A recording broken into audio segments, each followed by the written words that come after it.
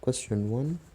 How is the student right to access education being met based on the UNCRPD Article 1, 21, 24, and 30? Stipulations on the rights to accessible education. So Article 1 states the purpose of the conversation is to promote and ensure full and equal enjoyment of all human rights and fundamental freedoms of persons with disabilities. So, by this, education being a right, being a fundamental right for children with disabilities. So, through this article, set for the purpose of conversation that promotes and protects and ensure full enjoyment of all human rights and fundamental freedoms by persons with disabilities. The image shows that all people should be equal regardless of their age, disability, or abnormalities. The other is Article 21, freedom of expression and opinion and access to information.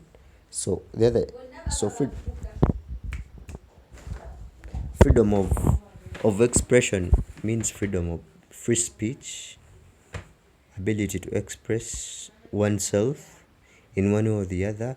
Access to information means being able to know where information is and being able to access it. So Article 24, right to education. So it focuses to the right to education for persons with disabilities. The image shows that it shows children holding a poster communicating that education is their right, which is the main focus of the Article 24. The other is participation in cultural life, recreation, leisure, and sport. So deaf people can participate in cultural activities such as dancing, such as cultural dances. The other is leisure activities. We have the numerous leisure activities: dancing, swimming, reading books, watching TV, playing video games, doing exercises, going shopping, and so many more.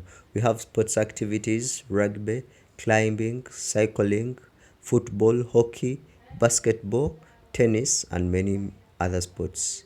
So deaf people, people with disabilities, also have a right to participate in sports.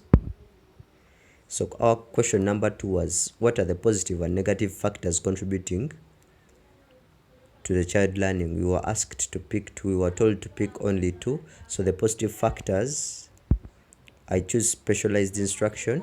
The presence of a qualified teacher proficient in sign language ensures effective communication and understanding between the student and the teacher. This promotes a positive learning environment and facilitates the student's comprehension of the curriculum. For example, the student receives individualized attention from the teacher who is skilled in sign language, enabling them to grasp complex concepts more easily. The second is inclusive learning environment.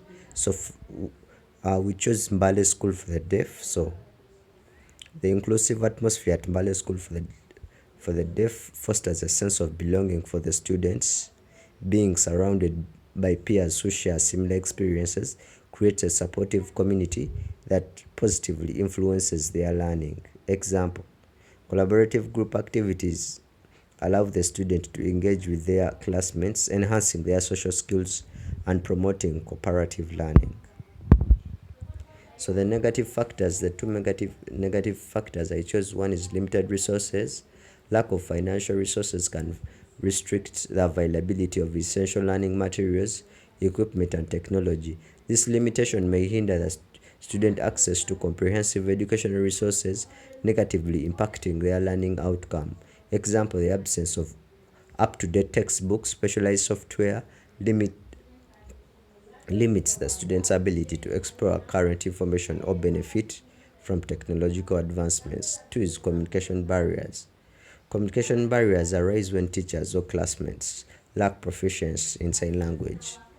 hindering effective communication and the students' understanding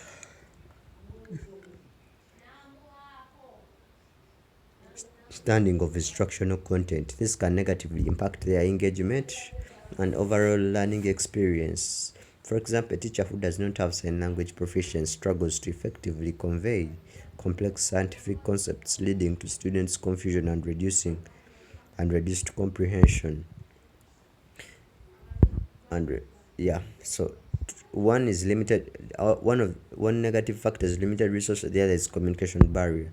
So question 3: based on the different factors in the topic in the power control wheel, discuss for every positive for how every factor influences positive and negative to positively and negatively to the development of the student. So we were told to choose one factor and I chose relationships. So positive relationship with teacher, peers and mentors can provide emotional support, guidance and opportunities for collaboration. For example, students who develop a strong bond with a supportive teacher being feel encouraged to explore their interests and seek advice when facing challenges. Negative relationships such as bullying, conflict with peers can adversely affect students' emotional well-being and hinder their learning process. Consistent criticism or bluntment from the teacher may lead to decreased self-esteem and disengagement from academics. So, question 4 is present one way to create positive attitude in child's home. So, the one way I chose was open communication. Encourage open and honest communication with the family, allowing the student to express their thoughts, feelings, and experiences.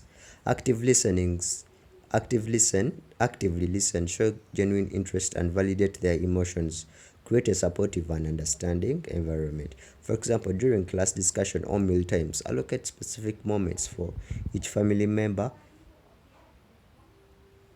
Family discussions or mealtime, allocate specific moments for each family member, including the deaf students, to share their thoughts and experiences without interruptions. So the question 5 was suggest 2 measures you could take as an ally to help the students we chose advocate for his or her right. So we chose one measure we chose is education and empowerment. One measure to support the students' advocacy for their rights is to provide education and empowerment opportunities. By equipping the students with knowledge about their rights and self-advocacy skills, they can effectively navigate systems and articulate their needs. For example, of this measure include right awareness. Educate the students about their right to as a person with a disability, emphasizing relevant laws and policies such as United Nations Convention on the Right to Person with Disabilities and local disability right legislation. Explain how these rights apply to their education and overall well-being. Self-advocacy training. Provide training or workshops that focus on developing the students' self-advocacy skills. Teach them how to express their needs, assert their rights, and communicate effectively with authorities. Educators and service providers. Mock scenarios. Role play various scenarios with the students, stimulating situations where they may need to advocate for their rights. This exercise helps them build confidence and prepare them to address challenges they may face. And then our last is write down 4 strategies that you could teach to him or her to face the challenges about the risk of being mistreated or abused. So we were asked to choose one strategy is building self-confidence and assertiveness. This strategy empowers the students in building their self-confidence and teaching them assertiveness skills by enhancing their self-esteem and assertive communication. The student can effectively establish personal boundaries, express their needs, and protect themselves from mistreatment or abuse. Example of this strategy includes self-awareness. Help the students develop a strong sense of self-awareness of their rights, teach them about personal boundaries, appropriate behavior, and recognize signs of mistreatment or abuse. B is assertive communication. Provide guidance and assertive communication techniques such as using clear and affirm language, maintaining eye contact and expressing feelings and concerns respectively. Role play various scenarios to practice assertiveness skills. Reporting mechanism.